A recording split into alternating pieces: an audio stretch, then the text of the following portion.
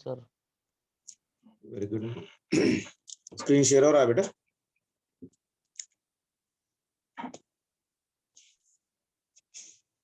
Is the screen shareable to everyone? Yes sir. चलो, कल हम लोग ने किया था रेक्टिफायर्स बेटा, half wave rectifier, full wave rectifier क्या होता है और उसका आउटपुट डायग्राम्स क्या होते हैं, और उसका स्टैंडर्ड फॉर्मूलास भी लिखे थे हम लोग ने। हाफ वेव रेक्टिफायर के लिए 40% है और फुल वेव रेक्टिफायर के लिए 81% है approximately. Okay, half wave rectifier में it will read only because of one diode, the positive half cycle, whereas in the full wave rectifier we use the two diodes D1 and D2, जिसके वजह से both the cycles, positive cycle और negative cycle दोनों भी read होते हैं। Next one जल्दी से लिख लो बेटा, avalanche breakdown and Zener breakdown। अभी जो एनटीए के एग्जाम्स हो रहे हैं, बेसिकली जो जेई मेंस के लिख रहे हैं बेटा, फिजिक्स में सेमीकंडक्टर्स में 2-3 क्वेश्चंस पूछ रहा है रेगुलरली, और जेनर डायोड पे पूछ रहा है, लॉजिक गेट पे पूछ रहा है, तो बी लिटिल बिट केयरफुल। जरा एनसीईआरटी को पढ़ने की कोशिश करो, graph, solar cells, photo diodes, isn't it, और वो थोड़े थियरी जो पार्ट है ना, वो एक बार आप लोग एनसीईआरटी निकाल के जरा पढ़ने की कोशिश करो। अगर एनसीईआरटी नहीं है तो मैं आप लोगों को एनसीईआरटी शेयर कर दूंगा, you can try to read from there. ठीक है, let us try to go for the next one, very important topic in the semiconductors, that is Zener diode and avalanche breakdown। ये होता क्या है देखो बेटा, at high temperature, or say for example at your high reverse biasing, at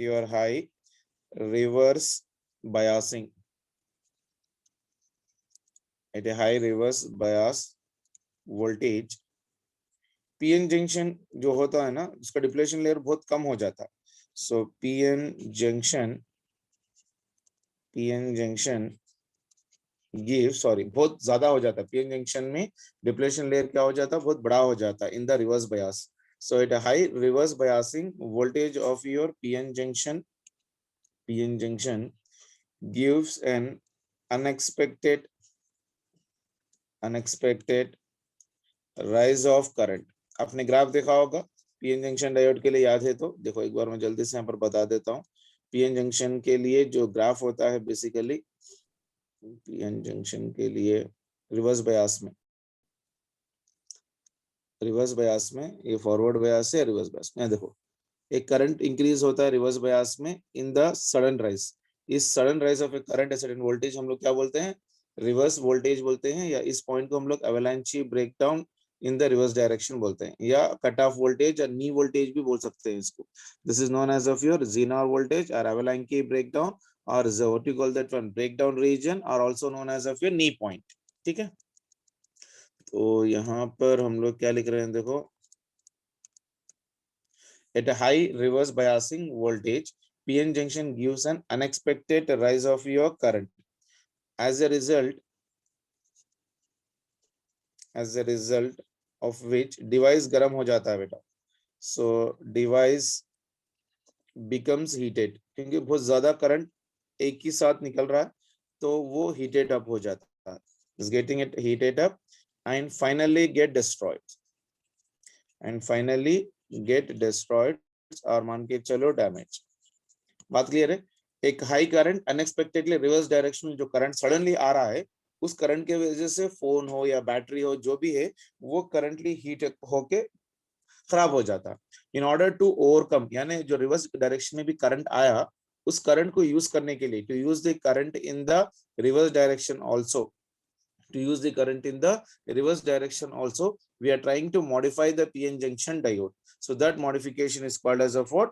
Zener voltage. इसका symbol देखो बेटा, symbol of your Zener diode is PN junction, इस तरह से ही रहता है basically, but this is made little bit of your S shape like this. So this is your P and this is your N. So this is the symbol of your PN junction diode. Is it clear for everyone? चलो, इसमें और एक point लेते हैं यहाँ पर, first side reading, avalanche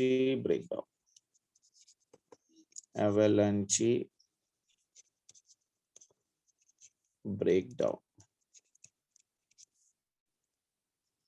बहुत important points है बेटा, टॉपिक है और इक्वेशंस भी बहुत ज्यादा इंपॉर्टेंट है, so be little bit careful particulation. Avalanche breakdown क्या होता है बेटा? At very high reverse bias voltage the minority charge carriers acquires very high velocity and diffuse across the depletion layer and breaking down the covalent linkages between the different atoms.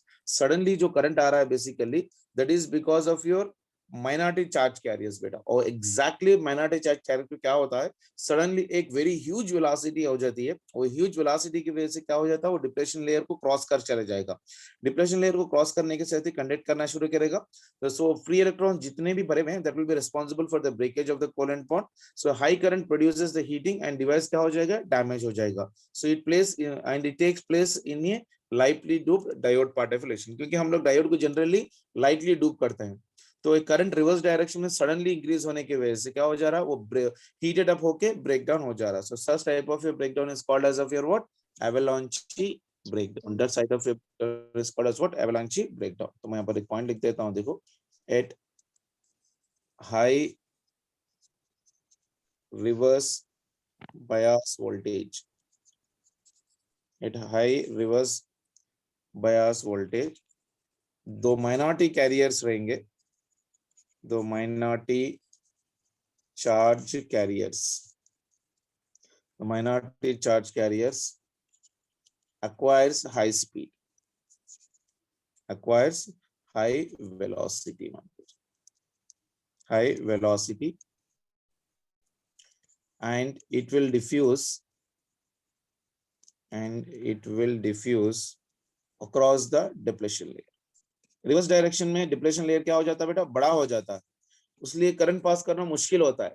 लेकिन थोड़े बार क्या हो जाता है कि very high reverse biasing, minority charge के पास एक एकदम स्पीड आ जाती है, तो वो डिप्लेशन लेयर को भी क्रॉस कर जाता है बेसिकली. सो वैसे वाले करंट को हम लोग क्या बोलते हैं, वैसे वाला पोटेंशियल हम लोग क्या बोलते हैं, जीनर वोल्टेज. और उस पॉइंट पे जो करंट सडनली इंक्रीज हो रहा है, उस करंट को हम लोग क्या बोलते हैं, reverse current particulation. Is it clear? Is it clear? Yes, sir. तो अब क्या हो रहा है, this high current, this high current produces heat, and device is damaged. Current तो आ रहा है लेकिन डिवाइस क्या हो रहा है, खराब हो जा रहा है. तो इट टेक्स प्लेस किसके वजह से बेटा, हीटिंग किसके वजह से हो रही है, it takes place due to lightly doped diode. क्योंकि डायोड बहुत लाइटली डूप होता है, तो सडन करंट इंक्रीज होने की वजह से क्या हो जाएगा, हीटेड अप हो जाएगा. अब इस रिवर्स करंट को हम लोग यूज करना है, तो अब लाइटली डूप की जगह हम लोग को क्या करना पड़ेगा, हाईली डूप्ड कर देना पड़ेगा. बहुत ज्यादा इंप्योरिटी लगा दोगे तो रिवर्स डैमेज नहीं होगा. We can use such type of your reverse bias current particulation. I hope you got a clarity. इसको अच्छी तरह से एक बार एनसीईआरटी से भी निकाल के पढ़ लेना, लेकिन नेक्टार जितना भी यूज होता है मेडिकल एंट्रेंस के लिए वो मैंने आप लोग को लिख दिया. उसके बाद हम लोग बात करते हैं ज़ीनर breakdown. Zener breakdown works only in reverse bias. ये बात याद रख लो.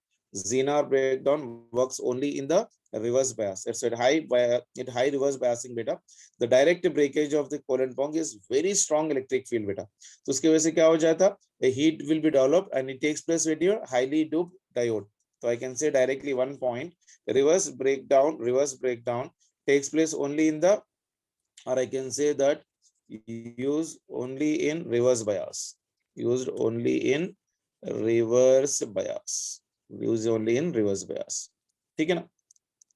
तो in highly reverse bias there is a direct breakage of the covalent bonds due to very strong electric field. तो इसमें electric field क्या हो जाएगी, एक पॉइंट यहाँ पर रख लो, electric field will be strong, electric field will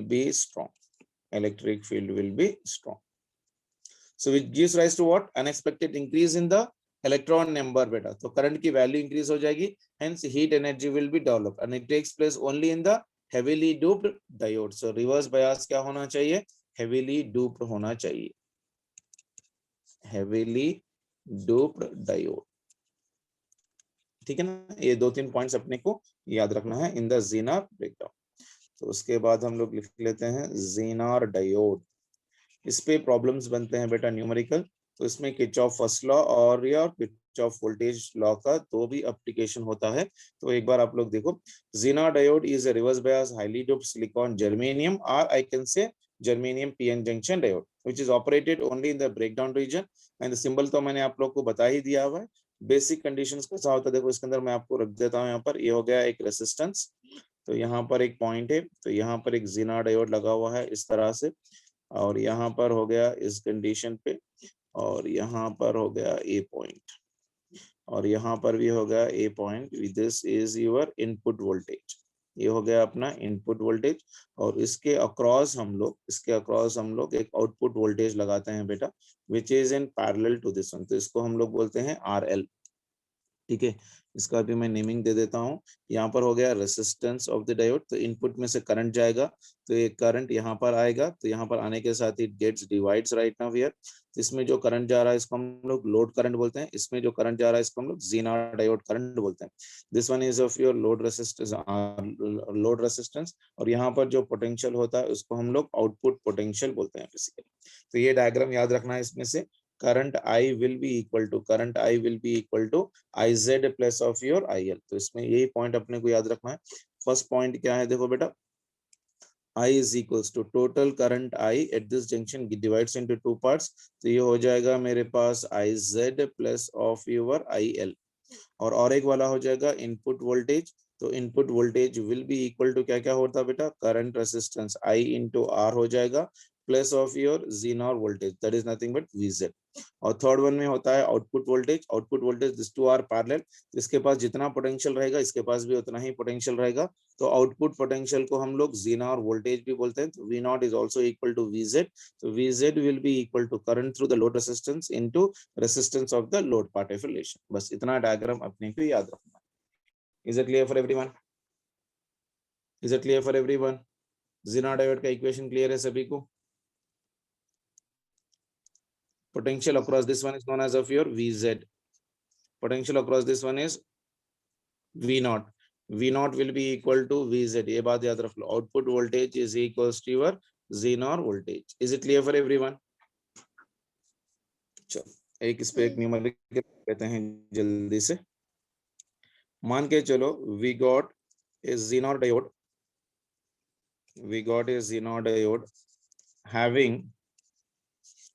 having breakdown voltage equal to 15 volt and is used in a voltage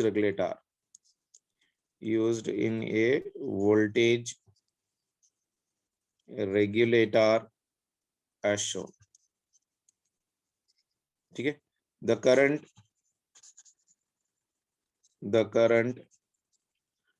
through diode is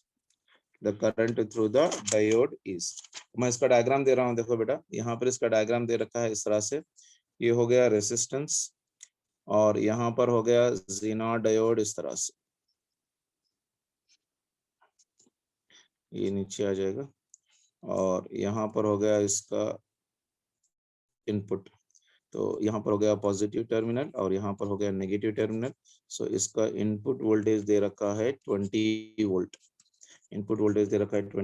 और इसका रेसिस्टेंस दे रखा है 250 ohms। This is the positive terminal, obviously this is your negative terminal, तो यहाँ पर ये हो गया इसका नेगेटिव टर्मिनल। इसके अक्रॉस एक रेसिस्टेंस लगा रहे हो बेसिकली, तो ये हो गया एक रेसिस्टेंस यहाँ पर। तो यहाँ पर है आउटपुट वोल्टेज 1 किलो ओम, और VZ की वैल्यू दे रखी है 15 वोल्ट। तो ये नेगेटिव टर्मिनल है, पॉजिटिव टर्मिनल है। तो जल्दी से क्वेश्चन देखो एक बार, see that how can you try to do it out. जल्दी से देखो बेटा।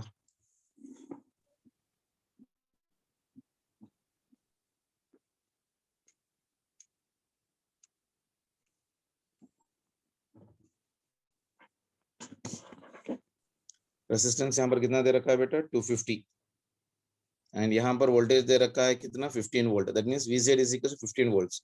So voltage across the load resistance will also be the 15 volts। ये बात अपने को दिमाग में याद रख।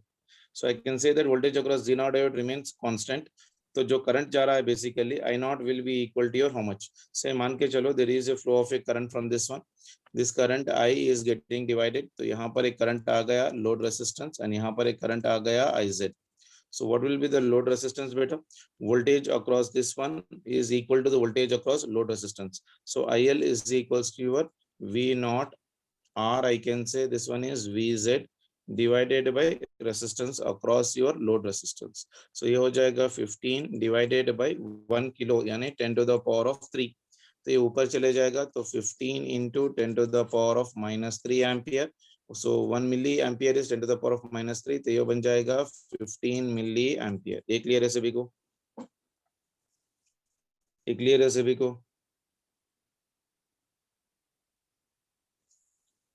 ओके, now यहाँ पर पोटेंशियल कितना देखा 20, यहाँ पर पोटेंशियल कितना है 15, ये पॉजिटिव टर्मिनल है, ये पॉजिटिव टर्मिनल है, तो करंट I जो जा रहा है that will be equal to your how much, current I is equals to your V input voltage minus of your VZ divided by your load resistance, that is nothing but of your R.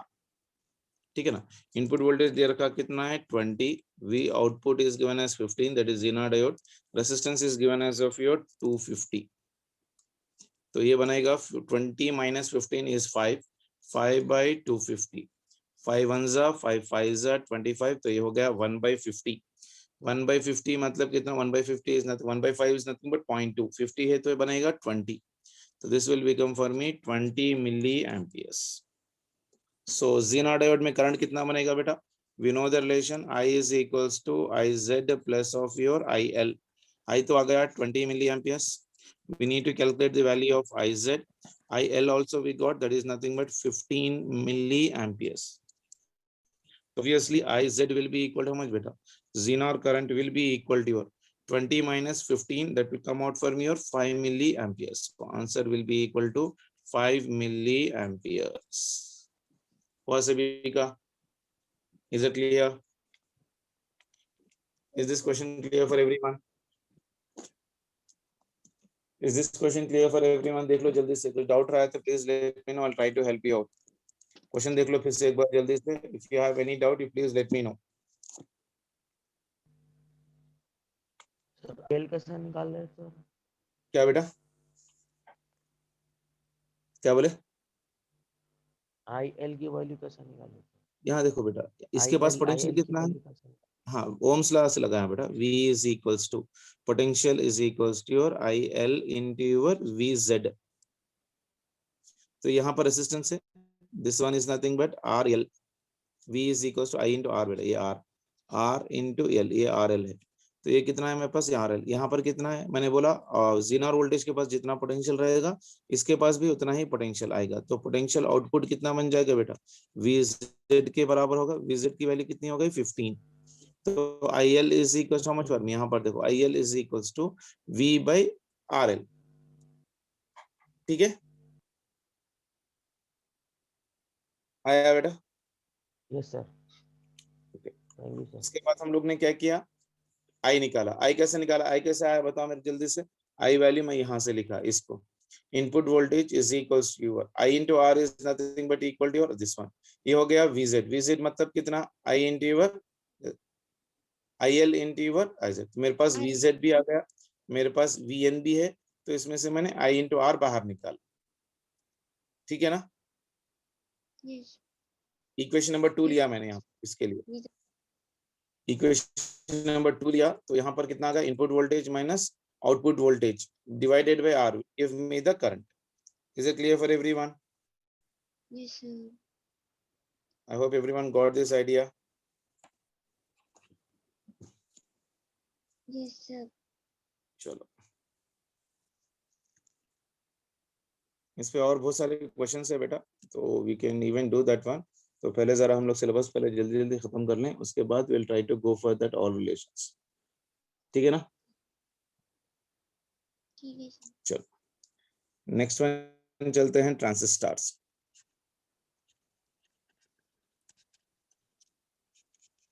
Next one is your transistors.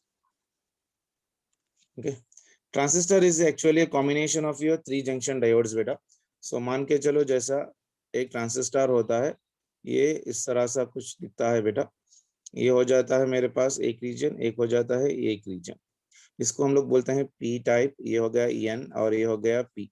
तो अगर N type को दो P type के semiconductors के बीच में रख के press कर दें तो उसको हम लोग क्या बोलते हैं, पीएन जंक्शन डायोड।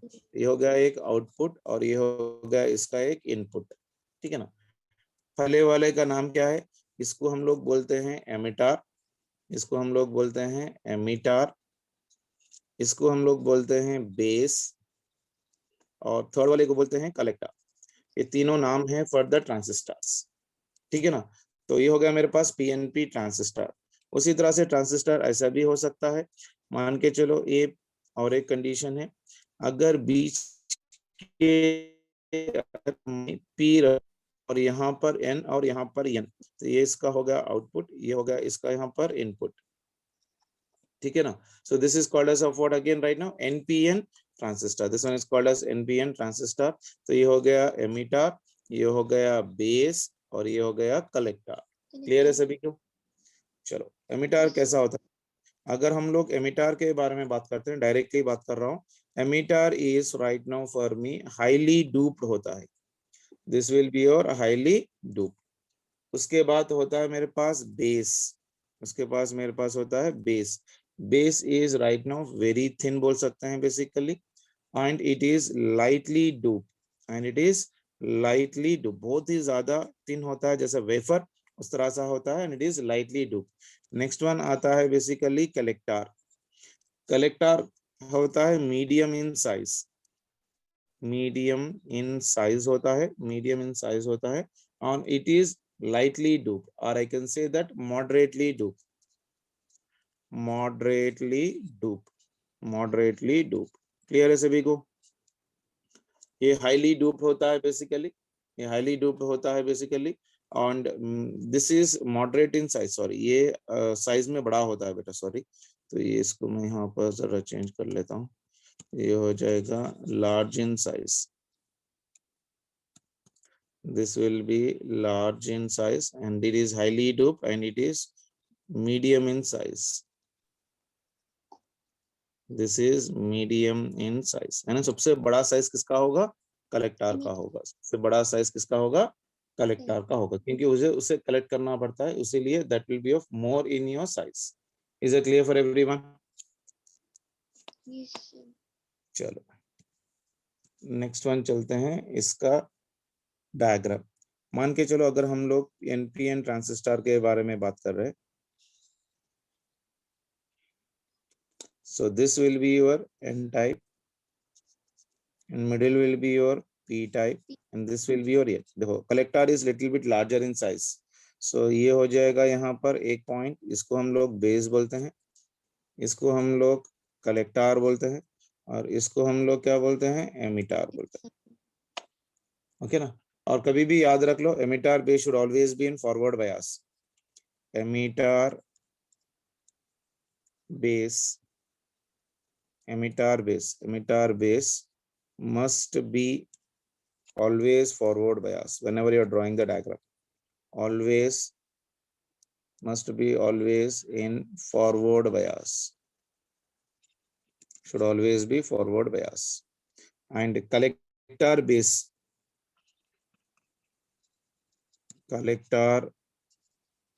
bias लिखा मैंने, सॉरी, यहाँ पर collector base must be always in reverse bias। ये बात याद रख लो, this is really really very important for us to understand.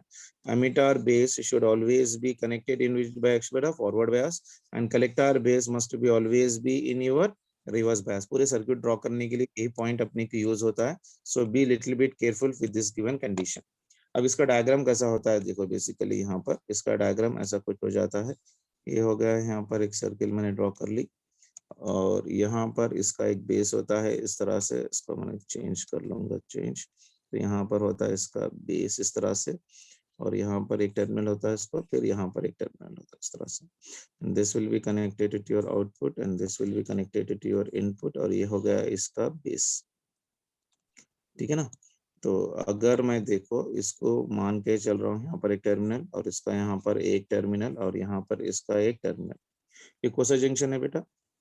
NPN transistor है, तो यहाँ पर हो गया एमिटर, यहाँ पर हो गया बेस और यहाँ पर हो गया कलेक्टर। ठीक है, सो करंट कहाँ से फ्लो होता है? ऑलवेज फॉरवर्ड बायस, मतलब P should be connected to positive, N should be connected to negative. तो करंट का जो फ्लो होगा ये पी से होगा, ये पी टर्मिनल होगा, ये एन टर्मिनल होगा, ये एन टर्मिनल होगा। तो पी से करंट जाएगा तो इसको एरो मार्क कहाँ दोगे? इसका एरो मार्क यहाँ पर कहीं पर आएगा, इस तरह से। क्लियर है सभी को? एरो मार्क देने की मेथड समझ में आए?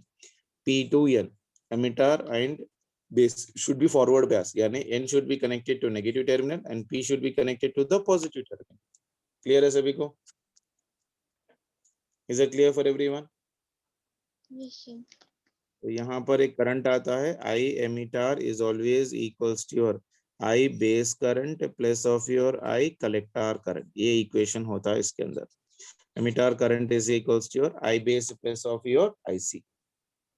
क्लियर है? उसी तरह से अगर मैं पीएनपी ट्रांजिस्टर ड्रॉ कर रहा हूँ, तो I hope everyone got an idea how to draw the उसका सिंबल। तो ये हो गया, मान के चलो अभी मेरे पास इस तरह से कनेक्शन, तो ये हो गया पी और ये हो गया एन और ये हो गया पी। तो ये हो गया मेरे पास कलेक्टर और ये हो गया मेरे पास बेस और ये हो गया मेरे पास एमीटर। क्लियर है? अब इसका मैं सिंबल ड्रॉ करूं तो बताओ दो जल्दी से सिंबल कैसा आएगा? तो ये हो गया सर्कुलर पाथ यहाँ पर इसका कुछ इस तरह से, और इसके पास यहाँ पर हो गया एक बेस इस तरह से, और इसका हो गया एक टर्मिनल इस तरह से, और ये जाएगा इस तरह से और ये जाएगा इस तरह से, and this is right now here one more terminal, और यहाँ पर गया ये इस तरह से। ठीक है ना? अब जल्दी से बताओ इसको। ये हो गया मेरे पास एक टर्मिनल, ये हो गया एक टर्मिनल और ये हो गया मेरे पास एक टर्मिनल। इसको हम लोग बोलते हैं बेस, इसको हम लोग बोलते हैं कलेक्टर, इसको हम लोग बोलते हैं emitter. And this one is P type semiconductor. तो ये हो गया पी, बीच में आ गया एन और यहाँ पर आ गया P. This is connected. Emitter and base should always B forward bias. Emitter and base should always be in your forward bias and this should always be connected in your reverse बायस। मतलब P should be connected to positive terminal and B should be connected to the negative terminal. अगर ऐसा होता है basically तो flow of current कहाँ से कहाँ होता है बेटा? P टाइप से N टाइप को करंट फ्लो होता है। तो this will be the direction of the current from P to base. Clear है सभी को? Is it clear for everyone? So I can write here I emitter will be equal to your I base plus of your I collector. ये इसका equation होता है in the transistor calculation. Clear है सभी को? Is it clear for everyone? देखो एक question देख लो। बेसिकली मान के चलो the base current in a transistor, the base current in a transistor is 100 microampere, is 100 microampere, and the collector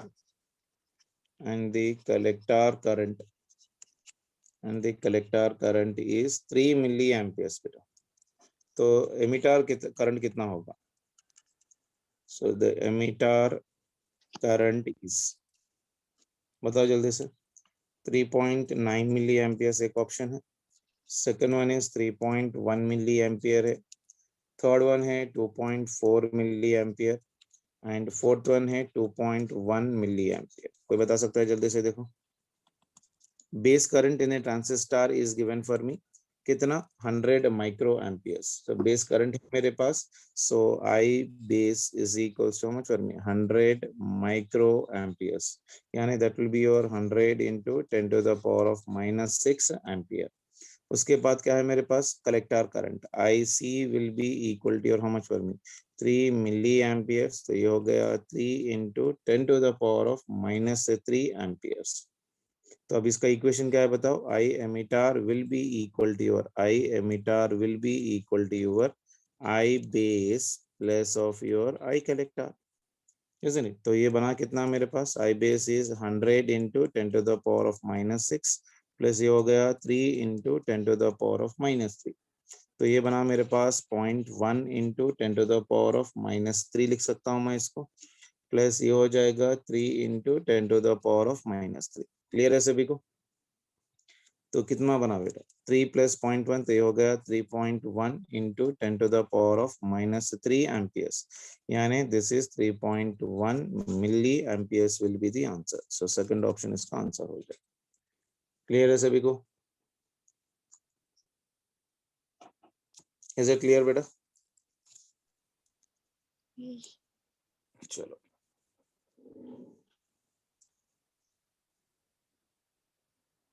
कितना टाइम है यार? Very good, 3.1 milli amperes. चलो नेक्स्ट वन लिखते हैं। Next heading, transistor as an amplifier. Transistor as an amplifier.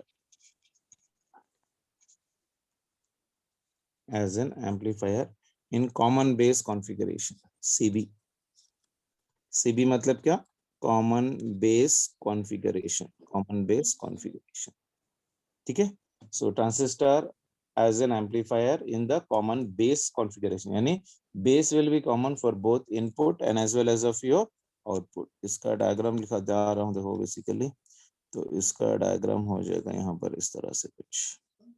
इसका हो गया ये कनेक्शन, और इसको मैं टर्मिनल्स दे रहा हूँ बेसिकली, डायरेक्टली लिख लेते हैं, जरूरत नहीं है तो डायरेक्टली से ही चले जाते हैं। तो बेस हो गया यहाँ पर इस तरह से, तो ये हो गया इसका बेस, ये इसका हो गया आउटपुट यहाँ पर, ये भी इसका हो जाएगा यहाँ पर आउटपुट, एंड ये हो जाएगा एन। तो हम लोग बात कर रहे हैं पी ट्रांजिस्टर की। मैं दूसरे पेन से लिखता हूँ तो आप लोग को क्लियरली समझ में आ जाएगा। तो यहाँ पर ये हो गया पी टाइप सेमीकंडक्टर, ये हो गया एन टाइप सेमीकंडक्टर, ये हो गया पी टाइप सेमीकंडक्टर। ठीक है ना, ये इसका बेस हो जाएगा। ठीक है ना, तो यहाँ पर ये इसका इनपुट होना चाहिए और यहाँ पर भी इसका इनपुट होना चाहिए। It should be always in forward bias, ये फॉरवर्ड बायस में होना चाहिए। तो P should be connected to the positive terminal of your battery and this should be connected to the negative terminal of your battery. तो ये हो जाएगा V emitter current पार्टिकुलेशन, तो मैं इसको नाम दे ले रहा हूँ VEE।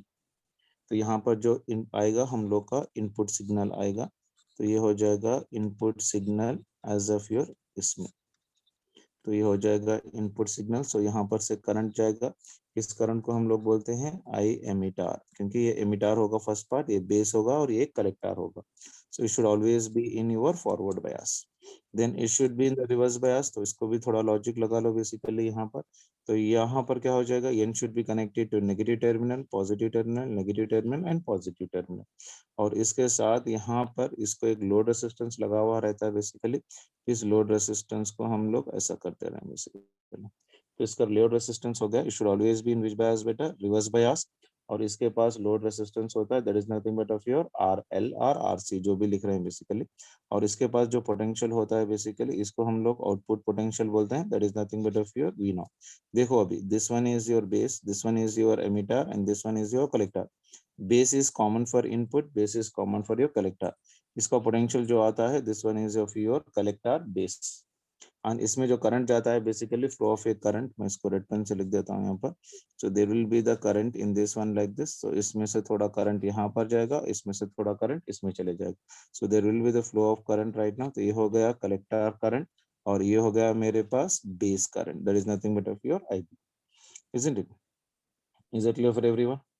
N is connected to negative, P is connected to positive. Sorry ये गलत हो गया यहाँ पर, तो ये होना चाहिए था रिवर्स बायस में। तो रिवर्स बायस में मतलब it should be connected, N should be connected to the positive terminal of your battery। तो यहाँ पर पॉजिटिव टर्मिनल होने चाहिए, A नेगेटिव, A पॉजिटिव और A नेगेटिव, इस तरह से। तो ये हो गया positive terminal of A battery, ये हो गया नेगेटिव टर्मिनल, ये हो गया positive terminal.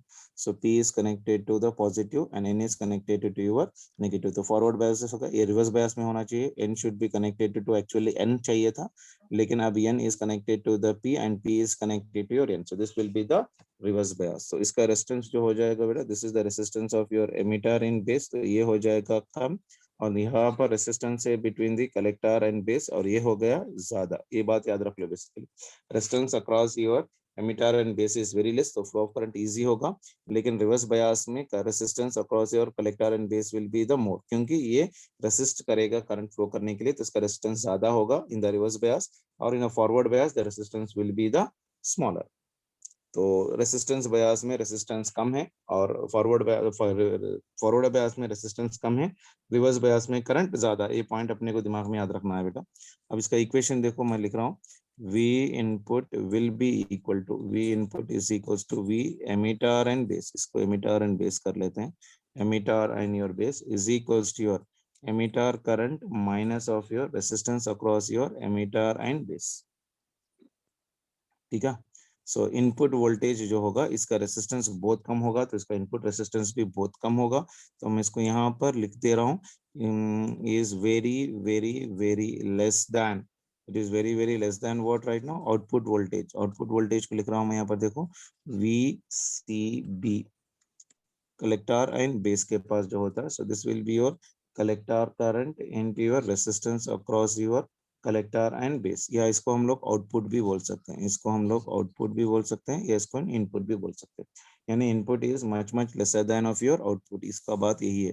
So input voltage is much much lesser than of your output voltage. इसका हो गया इस तरह से इक्वेशन लिखने का तरीका। Is it clear for everyone?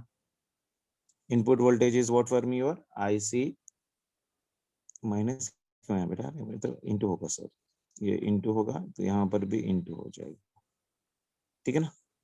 Potential है ना, ओम्स लॉ लगा रहा हूँ मैं, V is equals to I into R, V is equals to I into R. So input voltage is much lesser than of your output voltage, क्योंकि resistance across your emitter and base is very less, resistance across your collector and base will be your very larger, is very very lesser than of your output. So input voltage is lesser than of your output voltage.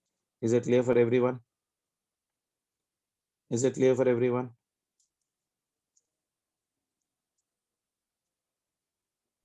Yes, sir. और एक point भी लिख सकता हूँ बेटा, emitter current is almost all equal to your collector current, ये बात याद रख लो। एमिटर करंट जो होता है, it is almost all equal to your collector current part of relation. Is it clear? Yes, sir. Okay, तो इसमें Sir. हम लोग कॉन्फ़िगरेशन लिख देते हैं। कितना टाइम है? लेस देन 1 मिनट, ठीक है। चलो, इसके एम्पलीफायर CB कॉन्फ़िगरेशंस वगैरह कल की क्लास में कर लेंगे, and we also try to go for the relation. कल क्या है, कल संडे है ना, कल नहीं होगा, मंडे की क्लास में कर लेंगे। तो इसका मैंने कल असाइनमेंट थोड़ा आप लोग को भेजा था, वो आप लोग खत्म कर लो।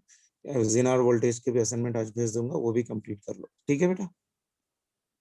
ठीक है सर। चलो, टेक केयर, बाय बेटा। Thank you sir. Bye, sir. Bye, sir. Bye. Bye bye bye. Thank you, sir.